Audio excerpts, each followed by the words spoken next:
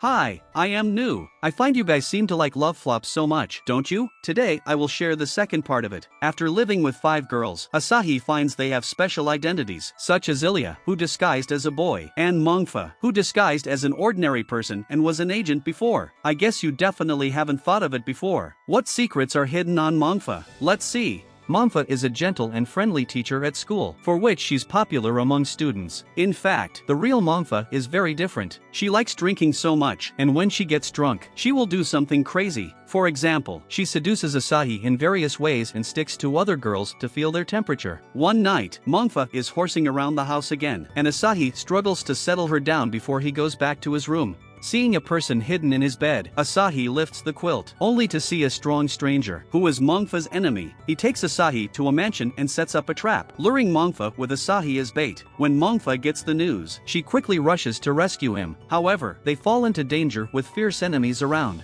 Fortunately, Mongfa is powerful enough that she defeats all the enemies, besieging them on this floor alone. After the fight, Mongfa tries to escape with Asahi, only to find that the only elevator that can be used to go downstairs stops working. After observing, she notices that the elevator's control room is on the next floor, so she takes Asahi directly from the building's facade into the control room. When she finally repairs the elevator, the strong man appears. He complains bitterly about Mongfa's past cruelties. Mongfa eliminated a large number of underground societies and killed countless people, including the subordinates of the strong men. After finding out Mongfa's location, the strong man decides to take revenge on her. After saying all this, he insanely attacks Mongfa and Asahi. Mongfa, worried about Asahi's safety, can't fight with all her might, so she can only outwit. When fighting, she ties the strong man with a large amount of steel wire, and then flees with Asahi when the strong man can't move. Noticing that Asahi is injured, Mongfa rips off her skirt to dress the wound for him, while also lamenting her life. She had been on a mission to kill everywhere since she was a child and was gradually tired of such a life. After becoming a teacher, she feels much happier in her life. To protect her companions, she is willing to do anything.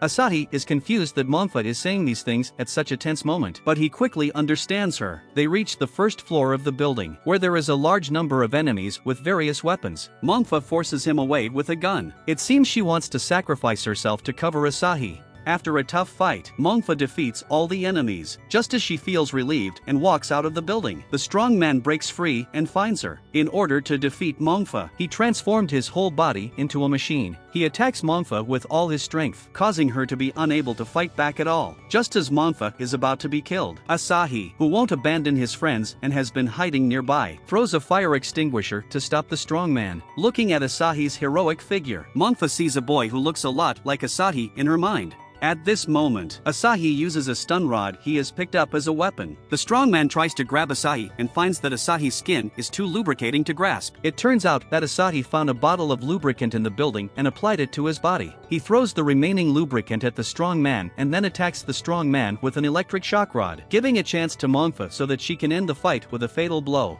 Though complaining about Asahi's risk of staying here, Mongfa is actually very moved and hugs Asahi tightly into her arms. After that, they come home in tiredness and lie on the couch. Other girls see them lying intimately together and angrily denounce Mongfa's monopoly on Asahi. Shortly after this incident, Asahi is attacked again by a robot that he has never seen before. Just as Asahi is in danger, a beautiful magic girl appears. She unleashes magic to destroy the robot and flies away. After that, Asahi excitedly shares the fact that he saw the real magic girl with his good friend Yoshio, but Yoshio doesn't believe it. As they are talking, Karen comes to invite Asahi to sleep with her. Suddenly, a huge floating machine appears outside the window, shocking the students. Then a group of robots appear and attack them. Asahi is saved by Mongfa while Yoshio is injured. Just when everyone is concerned about Yoshio, Asahi hears Irina say that Karen is missing, so he hurriedly searches everywhere, only to find that she transforms into the magic girl he saw before on the rooftop. A rabbit that can fly stays next to her and urges her to take action as soon as possible. Karen doesn't have time to explain it to Asahi, asking Asahi to touch her so that she can gain magic power, though Asahi shyly refuses. The rabbit directly pushes him onto Karen. Karen gains energy from this physical contact, and she immediately flies to the sky to fight the floating machine. Unfortunately, Karen quickly runs out of energy and falls weakly into Asahi's arms. After hiding with Karen, Asahi learns what happened under Karen and the rabbit's explanations. This group of robots in the sky tries to destroy the world by attacking men, and they've already destroyed the world where the rabbit is. Later, the rabbit escaped to Earth and happened to meet Karen. Most humans can't see the rabbit, but Karen can. In revenge, the rabbit invited Karen to accept its powers to become a magic girl and destroy these robots with him. At that time, Karen thought it was interesting to be a magic girl and agreed, but now, she finally realizes how difficult it is. The most important thing for her now is to destroy the floating machine, as it has been directing other robots to attack everywhere. Now Karen is the only one who can save the Earth, since weapons on Earth can only cause no harm on these robots. The rabbit takes Karen and Asahi to find his car, and says that as long as Karen falls in love with someone she likes, she can get magical energy. The meter in the car shows how much magical energy Karen gets. After saying all these, the rabbit leaves the car, leaving Asahi and Karen alone.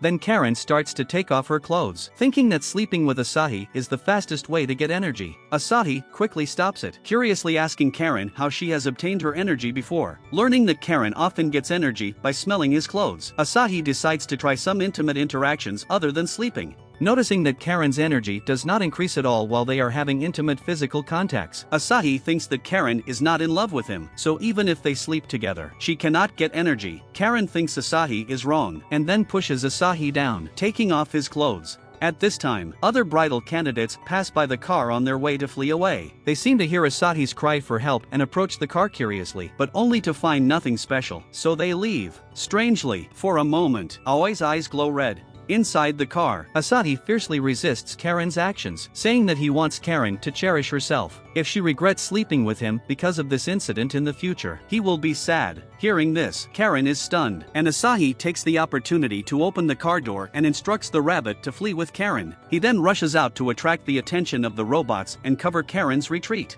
Karen feels Asahi's love for her, and she truly falls in love with him. At this moment, the meter in the car shows that Karen's magic energy is full. She takes on the final form of the magic girl and destroys all the robots besieging Asahi. Immediately after, she heads to attack the floating machine. But the floating machine is so powerful that Karen is about to be defeated. At this moment, Asahi suddenly hugs her, and now Karen gets energy again. She unleashes powerful magic, and finally, the floating machine is destroyed. After that, Karen also casts magic to heal all the wounded humans in the world. After Karen returns to her original form, Asahi anxiously asks whether she is injured. At this moment, a boy who looks like Asahi also appears in Karen's mind. Seeing Asahi approaching her, she runs away shyly. Meanwhile, a group of mysterious people are plotting a conspiracy. That brings the end of episodes 5 to 6. More and more weird things happen in this episode. At the end of the story, several of the attendees look just like Asahi's robots, and they seem to be competing to see who gets Asahi's love first. Perhaps the showing up of several of Asahi's bridal candidates has something to do with them. In addition, in this episode, Aoi's identity also becomes mysterious. After all, ordinary people can't make their eyes glow red. Does she have a superpower, or is she an alien? Let's find the answer in the following story.